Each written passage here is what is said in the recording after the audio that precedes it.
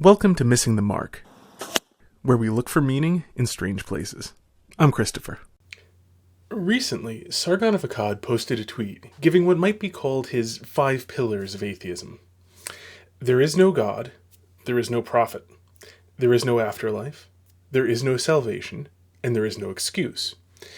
So actually, I'm going to refer to these as background. The Nicene Creed, the Creed of Christians, was named for the council that took place in the city of Nicaea. And since, according to Wikipedia, Sargon lives in Swindon, I'll call this the Swindonian Creed going forward. So, now, the first 4 of these are pretty self-explanatory, and it would be tempting to do the whole, but where's your evidence thing. But you know what? I actually have a lot of respect for people who have a position, who have, the backbone to actually look at the world and come to some sort of conclusion and actually hold that. Obviously he's wrong about these, but at the same time, while, he's not correct about them, that's a big, long argument. It's extremely involved. If you're curious, I recommend my video about why I have hope in my heart, because not the first part, but the second part. I recommend, if you're interested in Christianity, I name several books in there in order to actually learn about why is it true. So, it's that several books is a starting point. It's a big, long, complicated thing in order to really actually properly tackle these things. So that's not the purpose of this. It's that 5th one, actually, that I want to focus on. But just to be clear about, the first 4, I just want to say, because I respect people who actually have positions, that, if I had a hat, it would be off to Mr. of Akkad, that, as one vertebrate to another, I salute you. So about the 5th one. Now, the problem is that this was on Twitter, and Twitter is a very low-context environment. So it's hard to know exactly what he means. No excuse for what? To whom? I'm going to assume, there's a lot of possibilities here. And I mean, a lot of real possibilities, as well as, less likely but not impossible ones. I'm going to assume that he means no excuse for evil acts. He could mean no excuse for not trying harder to be good, no excuse for not making the world a better place, no excuse for believing in a God, prophet, afterlife, and salvation, no excuse for religious toleration, no excuse for keeping the unfit alive. He could mean any number of things. I'm going to assume that he means that there's no excuse for evil acts. So what I'm going to say here will be about that, and will still apply whether or not that's what he means. It's just, if that's not what he means and he meant something else, then my comments will be about that topic and not about the Swindonian Creed. So here's the thing about no excuse for evil acts. Why would you need one? Here's the thing. If God is dead, all things are permitted. This is well recognized within philosophy. And the funny thing about this is, despite the fact that I'm sure if there are any atheists watching this, I've already triggered many of them. But if you just pay attention to what atheists themselves say, often practically in the same breath, they will tell you that morality is just a preference. It has changed completely from culture to culture and over time. It's all incredibly local and just what you've been taught and your own preferences. I've never understood why it is that I'm the only one who actually listens to what atheists say. You'd think they would too, at least a little bit.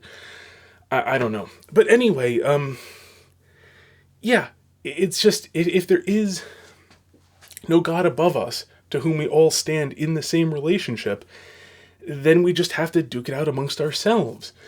And there's a great, Thucydides dramatized the discussion between the Athenians and the Melians prior to Athens sacking Melius. This is a long time ago. And in it, the Melians had appealed to the Athenians, saying that if the Melius was a neutral city in the Athenian War and the Peloponnesian Wars. And they were appealing to Athens that to sack a neutral city would be disgraceful. And, it'd be just wrong. And the Athenians replied, in Thucydides' dramatization, right, as the world goes, is only in question between equals in power, while the strong do what they can, and the weak suffer what they must. This is actually remarkably close to. I don't know how many of you ever watched or read the Evil Overlord. Top 100 things I would do if I were evil overlord. It was an email forward many years ago. There's a website. I think it's still in existence, and it's up to about 200 something things. And number 102 was really I loved it. It's not my favorite, but I really loved it. Which was, I will not waste time making the hero's death look like an accident. My friends won't care, and my enemies won't believe it anyway. And both of these sort of get to that same sort of principle, that if there is no higher authority to which we can both appeal, if it's just us as equals, then it's whatever we can force each other to. In some cases, whatever we can persuade each other to. Although, if you study history, persuasion doesn't work very well in practice. And the reason why you always fall back to might makes right if there is no God, is very simply because in order to compel somebody else to do something, you must appeal to something that stands outside of us. That is to say, just in order to interact, there must be some intermediary through which we interact. If God exists, it is possible to have principles that we both are supposed to conform to, and therefore it is possible to point out to somebody that he is not conforming to the principles that he himself must conform to as one of those creatures. If that doesn't exist, the only thing you are left with is that physics applies to all of us. Physics forms that sort of backdrop, in which we all exist and which we all must recognize. And that is to say, roughly speaking, that if you shoot somebody in the face, he will die.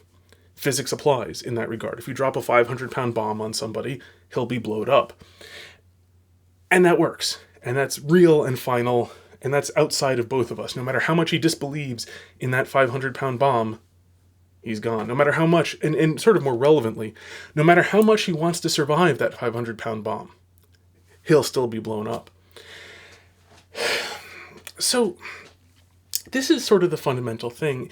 If God exists, it is possible to use reason to persuade people. It doesn't always work, of course, because we live in a fallen world and people are sinful.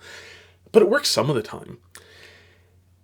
If there is no God, there is no reason to which to appeal. There is no normative human nature that defines right from wrong in a universal sense. There's just, we're all here, we're doing whatever we can get by doing. You can try to convince somebody to do something convenient for you if you can figure out some way that it's, doing what you want is really in their best interests. But almost all the time that doesn't work because most people tend to have a fairly good sense of what's in their best interests. And so if they don't already think it's in their best interest, it's very unlikely you'll be able to persuade them that, in fact, doing what you want is.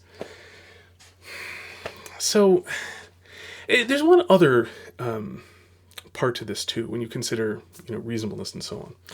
And that is to say, most atheists that I know do not have a very high opinion of humanity if you're not asking them of it in basically those terms. Because, consider things like Kim Kardashian is a celebrity, and more people like watching football than like being involved in politics. Now, what is the explanation I will generally hear from atheists about this? That, well, people are stupid. And in one sense, fair enough. But consider that for a moment. If you want everybody to act on their own, making their own moral decisions without any sort of influence from others. You want these idiots, these people that you consider idiots, in order to be on their own, and you want these people to make all their own decisions. That really sound like it's going to work out well. And just to make it really, really concrete, and why kind of the predictable tends to happen, is that if people like football more than politics, what do you think they'll do when somebody comes and offers to take the work of the politics, and let them just watch the football?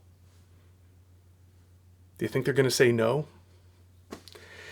And, just to make that even more concrete, lots of people won't go to church on Sundays in order to go watch or play football. Do you think that if you talk them out of going to church on Sunday, they're going to want to go watch and play football less, and they're definitely going to want to get involved in politics, doing everything through rational evaluation? Really? The point being, if there is no God, then there doesn't need to be any excuse. So it's kind of irrelevant whether or not there is one. Until next time, may you hit everything you aim at.